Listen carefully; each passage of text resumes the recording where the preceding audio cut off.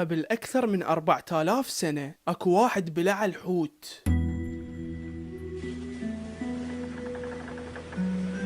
وهذا الواحد مو إنسان عادي، هذا نبي رب العالمين ذكر قصته بالقرآن الكريم. اليوم راح أحكي لكم قصة النبي يونس عليه السلام اللي بلع الحوت وظل عايش ببطنه أيام.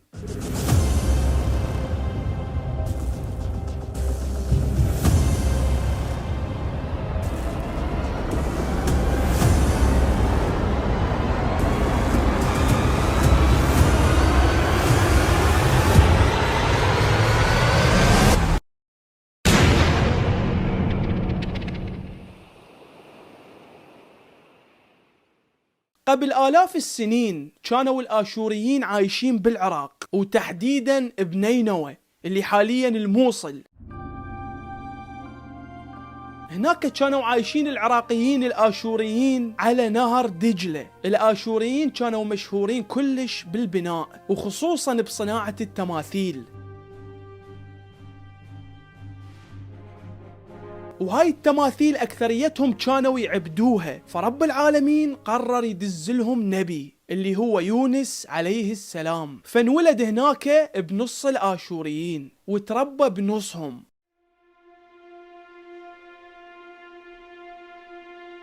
فمن بدأ يكبر شاف كل العالم يعبدون الأصنام، ما عدا هو كان موحد ومؤمن بالله، وما كان مقتنع بعبادة الأصنام اللي أصلا ما تنفع البشر. فرب العالمين اختاره وكلفه ودز عليهم حتى يبلغهم انه يعبدون الله سبحانه وتعالى. طبعا الناس من شافوا النبي يونس عليه السلام يقول لهم لا تعبدون الأصنام ما اقتنعوا بيه ولا اهتموا له، لأن هم صار لهم سنوات طويلة يعبدون بهاي الأصنام. يعني هم وآبائهم وأجدادهم ومتربين على هذا الشيء، فما اقتنعوا بيه ولا اهتموا له. ظل النبي يونس سنوات طويلة يحاكي الناس ويحاول وياهم، يعني تقريبا ظل فوق 20 سنة ليل ونهار يحكي وياهم، والناس ما مهتمة لكلامه، ما عدا 2 أشخاص صدقوا وآمنوا بيه. تخيل انت فوق 20 سنة ليل ونهار يحكي ويا العالم، وبس 2 اقتنعوا بكلامه. فالنبي يونس عليه السلام تعب وياهم، ما خلى طريقة وما سواها، فهنا قرر يدعي عليهم.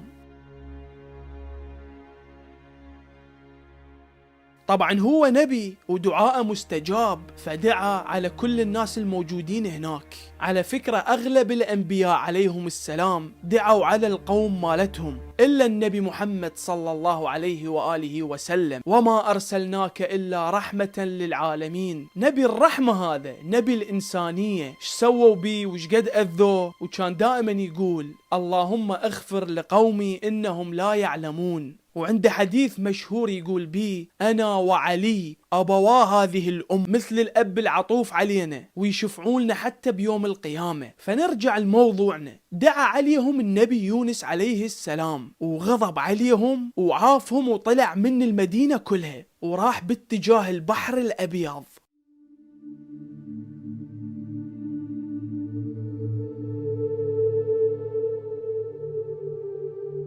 طبعا الناس هناك كلهم عرفوا انه هو دعا عليهم، بس ما صدقوا بيه، فحذرهم قال لهم اني دعيت عليكم. كانوا دائما يضحكون عليه.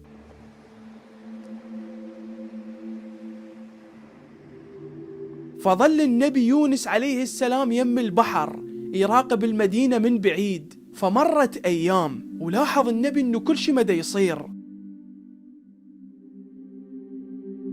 ظل أيام منتظر العذاب وماكو شي. فكانوا يجون ناس من الموصل باتجاهه، كان يسألهم يقول لهم شنو أخبار الناس وشنو أخبار المدينة، فيقولوا له زينين وكل شي ما بيهم والأوضاع اعتيادية والمدينة كلها بخير. فالنبي يونس عليه السلام غضب، قرر يعوف كل شي ويروح بالبحر. وبالقرآن الكريم رب العالمين يقول وذنون إذ ذهب مغاضبا. ذنون هو اسم للنبي يونس عليه السلام. وعلى فكرة النبي يونس ما غضب من رب العالمين، لا، النبي يونس غضب من العالم، غضب بسبب جرأتهم على رب العالمين. فكان كل اللي رايده يشوفهم قدرة الله، فمن شاف الدعاء ما تحقق غضب على الناس وقرر يروح للبحر. فظل واقف النبي يونس عليه السلام وكان منتظر سفينة يصعد بيها ويبتعد عن كل المدينة وعن كل الناس، لحد ما اجت سفينة نزلوا منها عالم، فقرر هو يصعد بيها. كانت اكو سفن تجي تذب الناس وتاخذ ناس وتكمل طريقها، فواحدة من هاي السفن صعد بيها النبي يونس عليه السلام ومشى بيها وراحت بالبحر.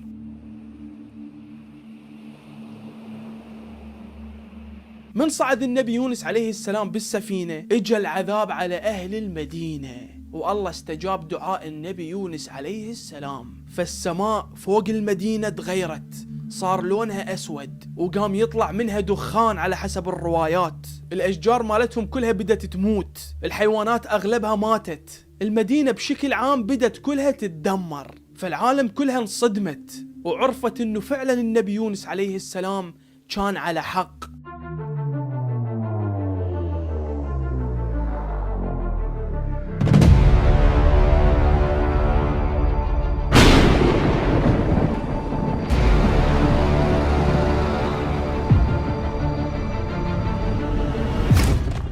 فالعالم تندموا وقرروا يؤمنون برب العالمين وعافوا كل الأصنام، فراحوا يركضون على بيت النبي يونس عليه السلام ملقوا. العالم هنا ظلت بحيرة ما تعرف شنو تسوي، لحد ما شافوا واحد من اللي كان يؤمن بالنبي يونس، فقال لهم استغفروا الله، رب العالمين غفور رحيم، بلكت يوخر عليكم العذاب، فبدأ يعلمهم على الاستغفار. فعموما العالم كلهم بدأوا يصلون ويستغفرون رب العالمين، فشوية شوية السماء بدأت ترجع طبيعية والرياح بدأت تخف والمدينة بشكل عام رجعت نفس ما كانت.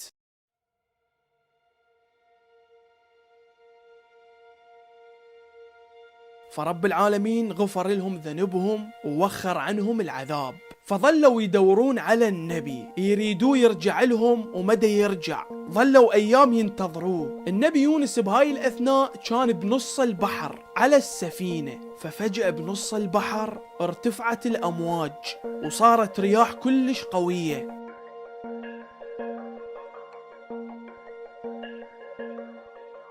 فأهل السفينة كلهم خافوا، فباوعوا على البحر شافوا أكو حوت كلش كبير،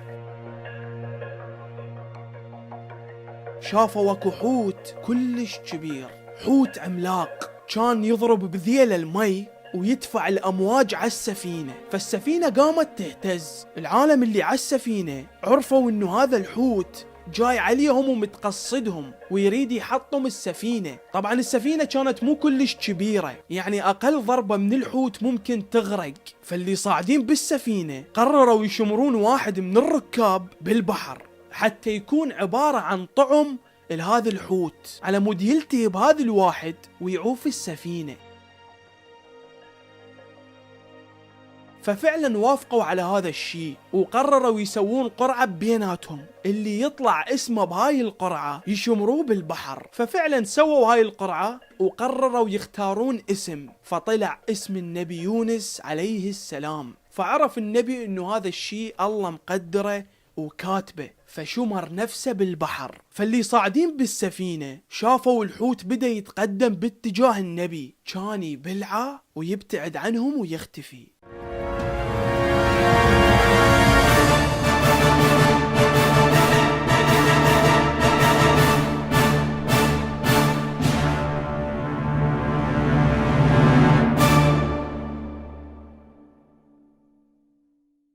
طبعا اكو روايات تقول القرعة اللي سووها على السفينة عادوها 3 مرات، و3 مرات يطلع اسم النبي يونس عليه السلام، والناس عادوا هاي القرعة لأن ما كانوا رايدين يشمرون النبي يونس عليه السلام، بس رب العالمين كان كاتب هذا الشيء، و3 مرات طلع اسمه.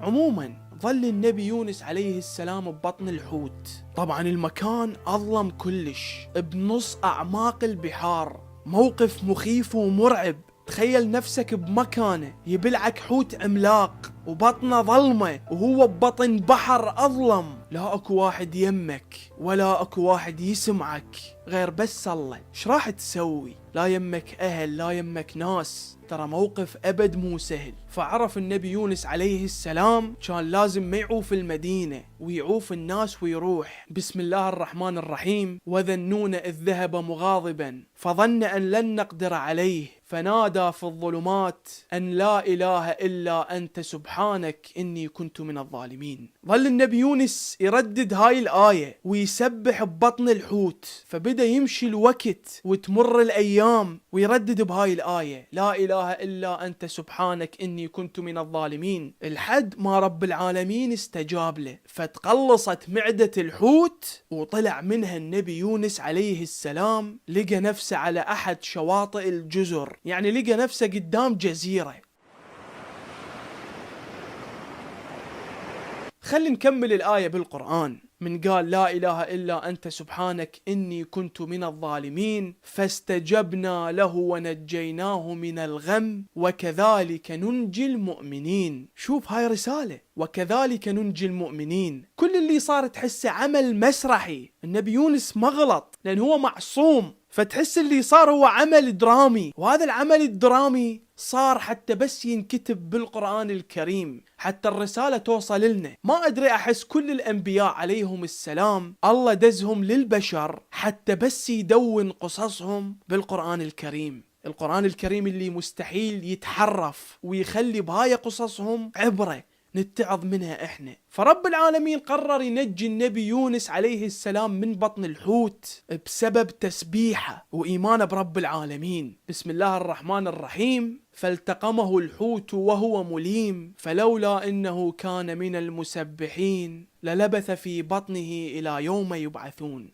الروايات تقول النبي يونس طلع من بطن الحوت على جزيرة كانت ما بيها صخور، مجرد بيها رمل، وهاي بيها حكمة، لأنه إذا كانت الجزيرة مليانة صخور راح تكون صلبة على جسم النبي يونس، وهو استوى طالع من بطن الحوت. ومن طلع من بطن الحوت الروايات تقول كان جلده واقع وشعره واقع بسبب معدة الحوت، لأن كانت تهضم بيه. فراح النبي يونس على هاي الجزيرة اللي بيها رمل ما لقى بيها ولا شجرة، وكانت الدنيا نهار والشمس قاعد تضرب على جسمه، وحرارة الشمس ممكن تأذي جلده لأن جلده شبه مصلوخ. فرب العالمين هنا طلع له شجرة مال يقطين بنص هاي الجزيرة. اللي ما يعرف شنو يعني يقطين، هاي صورته عبارة عن نبات، وهاي الشجرة مال يقطين اللي وقف جواها النبي يونس عليه السلام حتى ما تصير على جسمه الشمس، فقعد جواها وارتاح وأكل من ثمارها. شوفوا سبحان الله، العلماء يقولون اليقطين بيه هواي فوائد،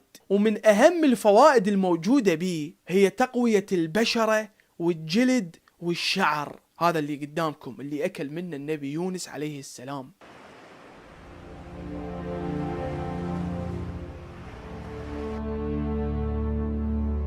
فمرت فترة لحد ما النبي يونس عليه السلام استعاد صحته ورجع للمدينة مالته اللي هي الموصل حاليا. من رجع شاف العالم كلهم مؤمنين بالله ومؤمنين هو نبي من أنبياء الله، فعرف أنه رب العالمين أعلم بكل شيء وما يصير الإنسان يتسرع بقراراته، لأن العالم اهتدوا بمجرد ما إجاهم دليل على وجود رب العالمين. طبعا شو وقت مات النبي يونس عليه السلام وش قضى العايش ما نعرف، لأن رب العالمين ذكر بس المهمات بقصة النبي يونس عليه السلام. بس بهاي القصة رب العالمين راد يوصل لك رسالة، ايش قد ما تمر بأزمات وتمر بمواقف صعبة وتفوت بظلم وظلمات، لا تنسى انه انت تلتجئ الرب العالمين. ايش قد ما تحس نفسك وحيد بالدنيا، اعرفك ورب دا يشوفك لحظة بلحظة ووياك ما دا يفارقك، لأن ايش قد ما تمر بصعاب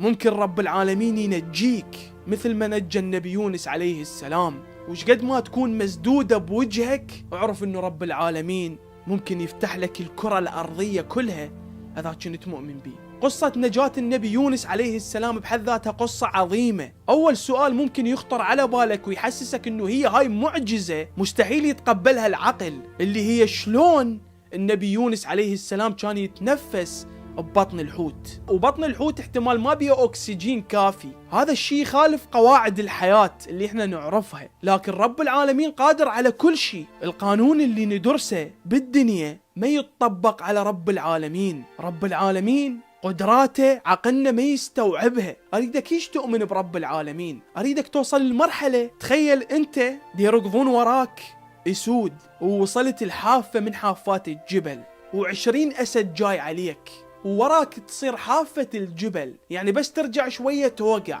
أريدك تؤمن برب العالمين ممكن يطيرك ويرجعك لبيتكم. هيك أريد يكون عندك إيمان برب العالمين، لأنه فعلا إذا كان عندك هيك إيمان رب العالمين راح ينقذك. فشقد ما تمر بمواقف صعبة وتحس نفسك ما راح تطلع منها، ردد هاي الآية: لا إله إلا أنت سبحانك إني كنت من الظالمين. على فكرة كل الأنبياء عليهم السلام كانوا يعرفون محمد وآل محمد. طبعا أنا بدي أحكي هذا الحكي لأنه حسيت الحلقة قصيرة فما ردت إنه تخلص من وقت، فقلت أحكي لكم كلام أنا عن نفسي منه سمعة ما أعرف هيك أطير. كل الأنبياء عليهم السلام جوي وصارت قصصهم بس على مود دين نبينا محمد صلى الله عليه وآله وسلم. آدم رب العالمين أول ما خلقه التفت وشاف 5 أنوار، نور بصف نور، فرب العالمين قال له: هؤلاء 5 من ولدك، لولاهم ما خلقتك، ولا خلقت الجنة والنار، ولا العرش ولا الكرسي، ولا السماء ولا الأرض، ولا الملائكة، ولا كل المخلوقات، فإذا كان لك لي حاجة فبهؤلاء توسل. الله. وبليلة الإسراء والمعراج من الرسول صلى الله عليه وآله وسلم صعد للسماء، الله سبحانه وتعالى جمع كل الأنبياء وقال للنبي: سلهم يا محمد على ماذا بعثتم؟ فقالوا جميع الأنبياء: بعثنا على شهادة أن لا إله إلا الله، وعلى الإقرار بنبوتك، والولاية لعلي بن أبي طالب. فالله سبحانه وتعالى خلق جميع مخلوقاته وسماواته وكواكبه وأنبياء بقصصهم وبمعجزاتهم لأجل محمد وآل محمد. شوفكم بالحلقة الجاية.